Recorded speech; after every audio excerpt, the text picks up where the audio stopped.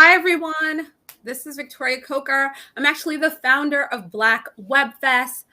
This is our 5th annual festival, and I want to welcome you all here. With me is Becky Chung. Am I saying your name right? Yeah, perfect. Yes, from Voice HQ. Could you tell us a little bit more about yourself and the company? Yeah, for sure. So my name is Becky, as you guys all know. I am a product manager at Voice, which is a platform for NFTs. Our mission is to elevate and empower emerging creators. And I'm here to talk about everything we've been working on. I have a ton of information on NFTs. I'm super excited about the art and technology world, and I'm really excited and honored to be here with everyone. Yay! I'm excited about NFTs. I feel like there's so much opportunity out here. A few years ago, we actually had a cryptocurrency and like a blockchain chat at Black Web Fest.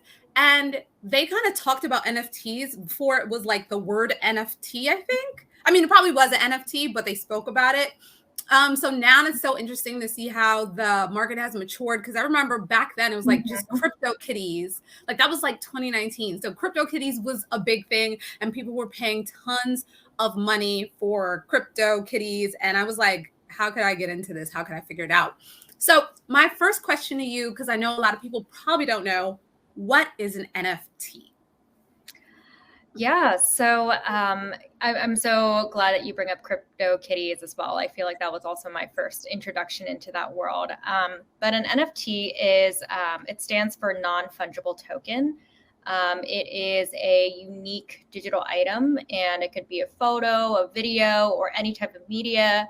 And this media is then verified and validated with blockchain technology. So because it is verified and validated in this sort of permanent way, it means that this object is uniquely attributed to you in perpetuity, and it's also irreplaceable.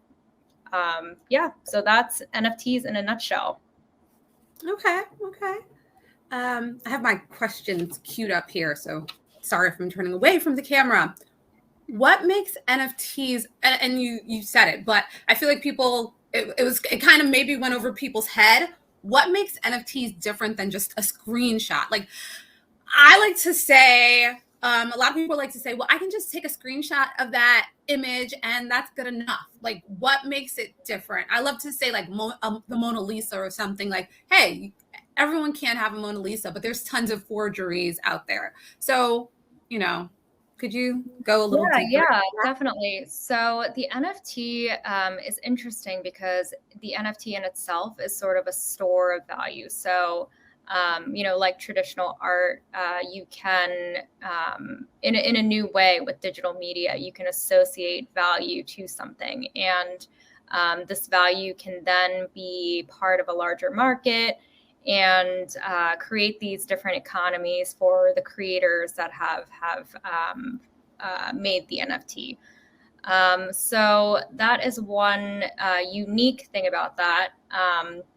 And I want to talk a little bit about what you said about screenshots, and yeah, that's totally valid. Like, it's so easy to go and do that right now, but I think it's really interesting you brought up the Mona Lisa because, the Mona Lisa, there's only one original, and that original is going to be pretty expensive and is extremely rare. But at the same time, there are so many copies of the Mona Lisa on bags, on shoes, on shoes, maybe not shoes, but like cups, it's been replicated and reproduced so much, yet it hasn't impacted the sort of rarity of the original. So in that same way, NFTs are very similar because there's an original file, and you can become the owner of that file or that piece of media in the same way that you think about traditional art.